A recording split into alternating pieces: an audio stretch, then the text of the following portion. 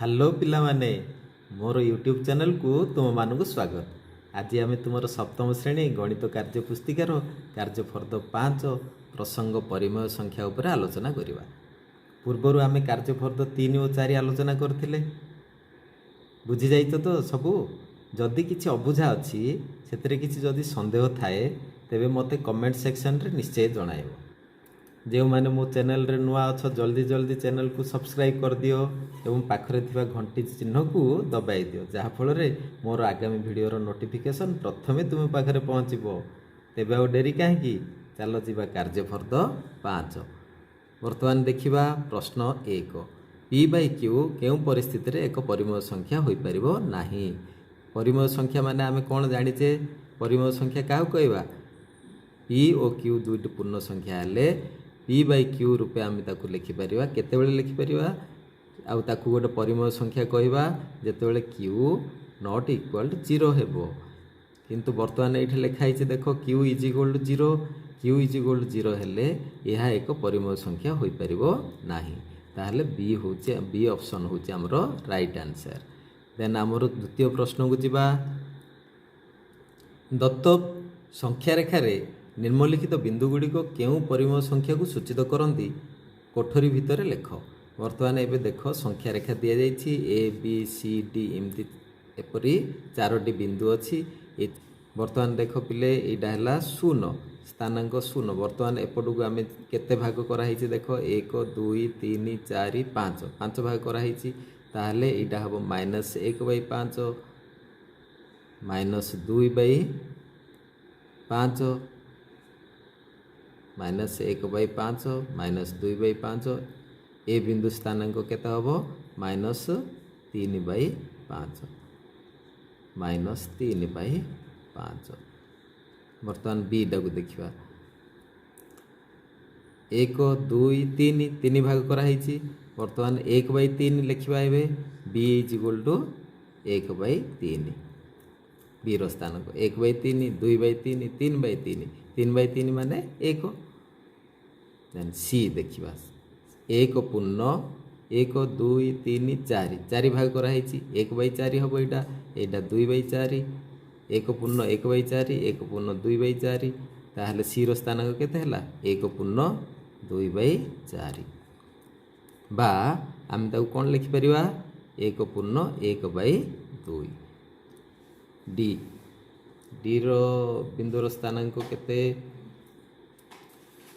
2/4, ଇଏ 3/4। 1 ପୂର୍ଣ୍ଣ 3/4। ଚାଲ ଯିବା ପ୍ରଶ୍ନ 3। ଋଣାତ୍ମକ ପରିମେୟ ସଂଖ୍ୟା ନିକଟରେ ଠିକ୍ ଚିହ୍ନ ଦିଅ। ବର୍ତ୍ତମାନ ଦେଖିବା ଋଣାତ୍ମକ ପରିମେୟ ସଂଖ୍ୟାଟି କେଉଁଠି? 5/6 ଧନାତ୍ମକ ସଂଖ୍ୟା, -3/4 ଇଏ ଏକ ଋଣାତ୍ମକ ସଂଖ୍ୟା, 2/-3 ତା ଅର୍ଥ -2/3 ଇଏ ବି ଏକ ଋଣାତ୍ମକ ସଂଖ୍ୟା, 0/5 ଇଏ 0 ହେଲା, ଇଏ ଋଣାତ୍ମକ ସଂଖ୍ୟା ନୁହଁ। ଇଏ -5/-6 ଇଏ ଧନାତ୍ମକ ସଂଖ୍ୟା, ମାଇନସ୍ କ୍ୟାନସଲ୍ ହେଇଗଲେ କ'ଣ ଆସିବ? 5/6 ଆସିବ। -5/8 ଇଏ ବି ଏକ ଋଣାତ୍ମକ ସଂଖ୍ୟା। -2/-7 ଏ ଧନାତ୍ମକ ସଂଖ୍ୟା ହେଇଯିବ, ମାଇନସ୍ କଟିଯିବ, 2/7 ଆସିଲା। -7/11 ଇଏ ବି ଏକ ଋଣାତ୍ମକ ସଂଖ୍ୟା। ବର୍ତ୍ତମାନ ଯିବା ପ୍ରଶ୍ନ ନମ୍ବର 4। ସଂଖ୍ୟାରେଖାକୁ ଦେଖି ନିମ୍ନରେ ଦିଆଯାଇଥିବା ପରିମେୟ ସଂଖ୍ୟାଗୁଡ଼ିକ କେଉଁ କେଉଁ ବିନ୍ଦୁ ମଧ୍ୟରେ ଅବସ୍ଥାନ କରିବେ ସାରଣୀ ମଧ୍ୟରେ ଲେଖ। ବର୍ତ୍ତମାନ ଆମର ସଂଖ୍ୟାରେଖାକୁ ଦେଖିବା। ଦେଖିକିରି ଏ ଯେଉଁ ସଂଖ୍ୟା ଗୁଡ଼ିକ ଦିଆଯାଇଛି ସେଗୁଡ଼ିକୁ ଭଲ ଭାବେ ଦେଖିବା ଏବଂ କେଉଁ କେଉଁ ବିନ୍ଦୁ ମଧ୍ୟରେ ଅବସ୍ଥାନ କରିବେ ଆମେ ଲେଖିବା। -1/2, -1/2 କ'ଣ ହେବ? କେଉଁ ସ୍ଥାନରେ ରହିବ? -1/2 0 ଠାରୁ କ'ଣ ହେବ? 0 ଠାରୁ ଛୋଟ ଏବଂ -1 ଠାରୁ ବଡ଼। ତାହେଲେ 1 0 ଏବଂ -1 ମଧ୍ୟରେ ରହିବ। 0 -1 ସେମିତି -2 ପୂର୍ଣ୍ଣ 2/3, -2 ଏବଂ -3 ମଧ୍ୟରେ ରହିବ। ସେମିତି 2/5 ଶୁଣ ପିଲେ, ଲବ ଛୋଟ ଥିବ ଏବଂ ହରଟା ବଡ଼ ଥିବ, ଧନାତ୍ମକ ସଂଖ୍ୟା ହେଇଥିବ। କେତେ ବଡ଼ ସଂଖ୍ୟା ହେଉ ସେ କେତେ ଭିତରେ ରହିବ ବୋଲି ମୁଁ କହିଥିଲି? 0 ଓ 1 ମଧ୍ୟରେ ରହିବ। 999/1000 ଆମେ ଯଦି କହିବା, 999/1000 ଇଏ ବି एते बड़ संख्या हेले भी ये 0 ठारू बड़ एवं 1 ठारू छोट 0 1 मध्य रहिबो तेणु 2/5 भी 0 आउ 1 मध्य रहिबो 7/-3 ता अर्थ आम केते लिखिपर -2 पूर्ण 1/3 3 गुणे 6 1 7 -2 एवं -3 मध्य रहिबो -5/2 -5/2 हेले केते हला 2 गुणे 4 -2 पूर्ण 1/2 देयरफॉर ये भी -2 एवं -3 मध्य रहिबो 3/2 1 पूर्ण 1/2 1 एवं 2 मध्य रहिबो। वर्तमान जीवा प्रश्न 5 निम्नस्थ बिंदु गुड़ी को संख्या रेखार दर्शाइले केउंटी बिंदु मानकर सठिक क्रम हेबो एबे संख्या रेखार एबे वर्तमान आम दर्शाइबा ताल तुम एबे संख्या रेखा गोटे करी देखिबो एटा मन कर एटा नेले 0 एटा हमर केते -1 1 2/3 2/3 कोठी रहइबो 0 1 मध्य 3 भाग कर दबा 1 2 3 एठी आसिला हमर ए बिंदु 2/3 1/3 2/3 ए 0/2 इज इक्वल 0 एठी आसिला हमर बी बिंदु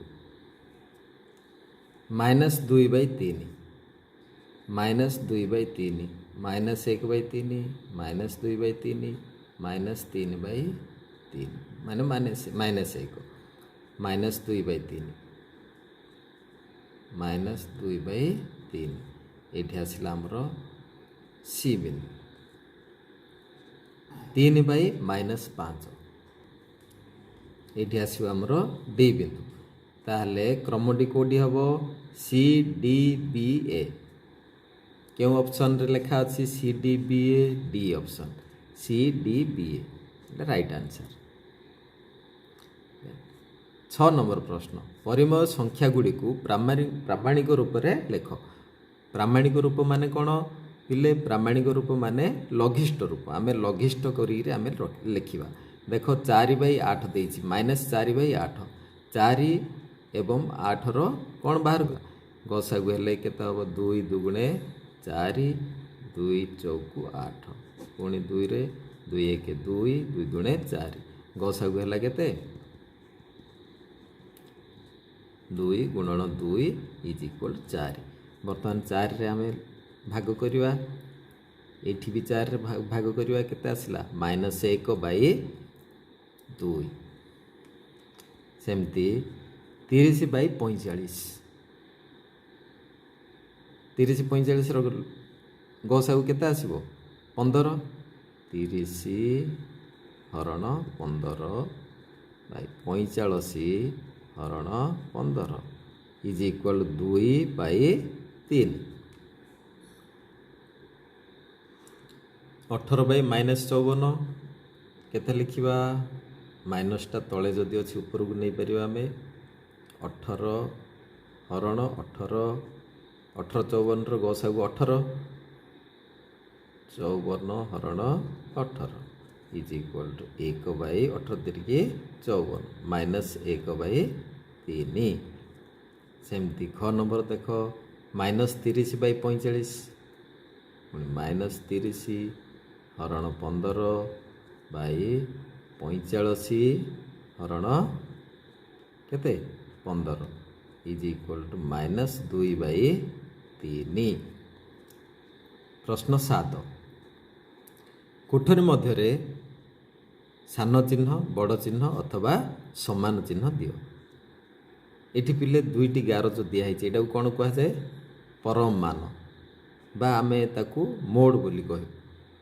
परम मान 2/3 प्लस -3/2 ये दुईटी जाकू जोग करवा जोग कला पर तार परम मान बाहर करवा ये गोटे ऋणात्मक संख्या अच्छी किंतु ये देख पिले आर परम मान प्लस आर परम मान दुईटी जाक धनात्मक संख्या हो -3/2 परम मान केते 3/2 2/3 प्लस 3/2 दुईटी धनात्मक संख्या ये एका भली संख्या दुईटी जाक जोग कले ये से ही संख्या दुईटी को एका गोटे माइनस गोटे प्लस आम जोग करवा ताहले कोटा बड़ हम ये संख्याटी निश्चित भाव बड़ हम।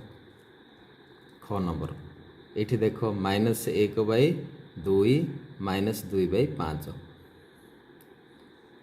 दुईटी जाक कौन करवा जोग करवा माइनस चिन्ह दबा माइनस चिन्ह देले तार परम मान बाहर कले कौन हम प्लस हो संख्याटी प्लस हो ये -1/2 परम मान 1/2 -2/5 परम मान 2/5 એટલે 1/2 प्लस 2/5 इज इक्वल टू केता हम 5 मिश्रण 4/10 9/10 एठी भी देख पिले -1/2 प्लस -2/5 इज इक्वल टू कौन हम -5 प्लस -4 -9/10 दुईटी जाक -9/10 आसला सॉरी -9/10 आसला किंतु आर परम मान केते हम परम मान 9/10 ही आसो 9/10 ये भी 9/10 ताहले ये समान चिन्ह दबा सेमती यहीटा भी कौन हम समान दुईटी जाक समान 5/7 2/3 ये 5/7 2/3। अच्छा पिले बुझिल बर्तमान जीवा प्रश्न 8 केउं संख्या गुड़िक 1/2 और 1/3 मध्यवर्ती परिमेय संख्या अटंती से मानू गोल बुलाओ 1/2 एवं 1/3 मध्यवर्ती परिमेय संख्या अटंती। बर्तमान आम केमती सहजरे जापर देख पिले 1/2 अच्छी ये हर 2 अच्छी किंतु ये कौन अच्छी 24 अच्छी 12 अच्छी 6 अच्छी ताहले आम दुईटा को कौन 6 कर 12 कर 24 कर सेमती 3टा को भी आम कौन कर 6 कर 12 कर 24 कर ताहले हर गुड़ी को आम से संख्या करी आम देखा तापर आम जापर देखी जापर एक्चुअली से दुईटी परिमेय संख्या मध्य ये संख्या गुड़िक अच्छी ना ना देख 1/2 इज इक्वल टू 1/2 को आम कौन करवा 3 3 रे जदि गुणन करवा ताहले केते हम 3/6 ताकू पुणी आम केते लिखिपर 2 रे जदि गुणन करवा 6 केते हम 12 12/24 सेमती 1/3 को कौन कर 1/3 इज इक्वल टू 2/6 ताकू पुणी केते गुणवा 2 रे जदि गुणी देवा 4 केते हम 12 ताकू पुणी 2 रे गुणले 8/24 हम। बर्तमान देख 2/6 ये अच्छी केते 3/6 2/6 3/6 मध्य 5/6 आसबनी यहाँ हेनी देखा आम 12/24 8/24 8/24 आ 12/24 मझे 9/24 अच्छी कि हाँ अच्छी ताहले 9/24 को आम गोल बुलेवा सेमती देखा 6/12 आउ 4/12 ता मझे 5/12 अच्छी कि हाँ अच्छी ताहले 5/12 को भी आम गोल बुलेवा 5/6 हेनी 10/24 हम कि देख पिले 8/24 12/24 भितर 10/24 अच्छी तेणु 10/24 को आम गोल बुलेवा 2/3 हेनी 7/8 हेनी। बर्तमान जीवा तले दि जाइथिबा परिमेय संख्या गुड़िक मध्यरु केउं मानकु दशमिक प्रकाश कले असीम दशमिक संख्या हेबो ता निकट में ठीक चिन्ह दियो केउं गुड़िक असीम दशमिक संख्या पिले प्रथम तुम बुझा पड़ो ससीम दशमिक संख्या कौन असीम दशमिक संख्या कौन तुम देखि 1/3 1/3 को तुम जदि 1 को 3 हर ताहले कौन आसो 3 3 9 आसो 10 रु 9 गले 1 पुणी आउ थे 10 आसो 3 3 9 शून्य दशमिक कौन आसो 3 3 3 3 एमती सी चलो आउ भाग शेष शून्य आसो ना 1 बढ़ुव 10 हो पुणी आउ थे आम हरुवा 3 आसू यहीटा को कह जाए डट डट डट डट जो देलेनि यहाँ को कहुए असीम दशमिक संख्या କିନ୍ତୁ ଆମେ ଦେଖିବା 2/5 ତୁମେ ଯଦି 2କୁ 5ରେ ହରିବ ତାହେଲେ କେତେ ଆସିବ? 5କୁ 20, 0.4 0.4 ହେଲା। ତାହେଲେ ଏଇଟା 0 ଦେଖ 2 5 5 0 0 2 ପୁଣି 0 ଆସିଲା 5କୁ 20 0 ଆସିଲା, ତେଣୁ 0.4 ଏଇଟାକୁ କୁହାଯାଏ ଆମର ସସୀମ ଦଶମିକ ସଂଖ୍ୟା। ତୁମେ ଏତିକି ମନେ ରଖ ପିଲେ, ଯେତେବେଳେ ତୁମେ ଦେଖିବ ହରରେ 5, 20, 80 ଏମିତି ଯଦି ସଂଖ୍ୟା ଅଛି ତାହେଲେ ତାକୁ କହିବା ସସୀମ ଦଶମିକ ସଂଖ୍ୟା। ଯେଉଁ 10, 100, 1000, ଅୟୁତ ଏଇସବୁ ସଂଖ୍ୟା ଗୁଡ଼ିକର ଯଦି ଗୁଣନୀୟକ ଥିବ ହରରେ ତାହେଲେ ଆମେ ତାକୁ ଏଇ ସଂଖ୍ୟା କରିପାରିବା ଗୁଣିକିରି, ତାହେଲେ ସେ ସସୀମ ଦଶମିକ ସଂଖ୍ୟା ହେବ। ସିଏ ଦେଖ 5କୁ 10 କରିପାରିବା, 20କୁ 5ରେ ଗୁଣିଲେ କେତେ ହେବ? 100 ହେବ। 100ର କ'ଣ ହେବ? ଗୁଣନୀୟକ। ଏମିତି 100 କିମ୍ବା 1ରେ 0 ଥିବା ସଂଖ୍ୟାର ଯଦି ଗୁଣନୀୟକ ହେଇଥିବ 80, ଦେଖ 80କୁ 125ରେ ଆମେ ଯଦି ଗୁଣିବା ତାହେଲେ 1 ଅୟୁତ ହେବ। ଇଏ ବି ଏକ ସସୀମ ଦଶମିକ ସଂଖ୍ୟା। ହେଲେ ସିଏ କ'ଣ ପ୍ରଶ୍ନରେ କ'ଣ ଦେଇଛି? ଅସୀମ ଦଶମିକ ସଂଖ୍ୟା ହେବ, ତା ନିକଟରେ ଠିକ୍ ଚିହ୍ନ ଦେବା। ଅସୀମ ଦଶମିକ ସଂଖ୍ୟା ଏଇଟା ଗୋଟେ ହେବ 8/21 ଆଉ 5/6 ହେବ। ଏଗୁଡ଼ିକ ସବୁ ସସୀମ ଦଶମିକ ସଂଖ୍ୟା। ଆଚ୍ଛା ପିଲେ ବୁଝିଲ। ଏବେ ପ୍ରଶ୍ନ 10 ଦେଖ କ'ଣ ଲେଖା ଅଛି? ଭାଗକ୍ରିୟା ସାହାଯ୍ୟରେ ଦଶମିକରେ ପ୍ରକାଶ କର। ଦଶମିକରେ ଆମେ ପ୍ରକାଶ କରିବା। ଦେଖ ପିଲେ ଏଠି କ'ଣ ହେଇଛି ନା 4ରେ ହରିବା, ହେଲେ ଏଇଠି 3 ତଳକୁ ଘୋରା ଦେବା କଥା। ଠିକ୍ ଅଛି, ଆମେ ଏପଟେ ମୁଁ କରିଦେଉଛି। ଦେଖ ଏଇଠି କିଛି ଅସୁବିଧା ଅଛି, ଆମେ ଏଇଠି କରିଦେବା 4 ହରଣ 3 3.00 ପକାଇଦେବ। 4 0 0 3 ଓହ୍ଲିଲା। ଦଶମିକ ଯେତେବେଳେ ଓହ୍ଲାଇବ, ଦଶମିକ ପରେ ଯେଉଁ 0ଟାକୁ ଓହ୍ଲାଇବ ସେତେବେଳେ ଏଇଠି ଦଶମିକ ଚିହ୍ନ ଦେବ। କେତେ ଯିବ ତାପରେ? 4 7 28 କେତେ ଆସିଲା? 2 20 4 5 20 0.75। ସେମିତି 2/5କୁ ମଧ୍ୟ ତୁମେ ସେମିତି ହରିପାରିବ।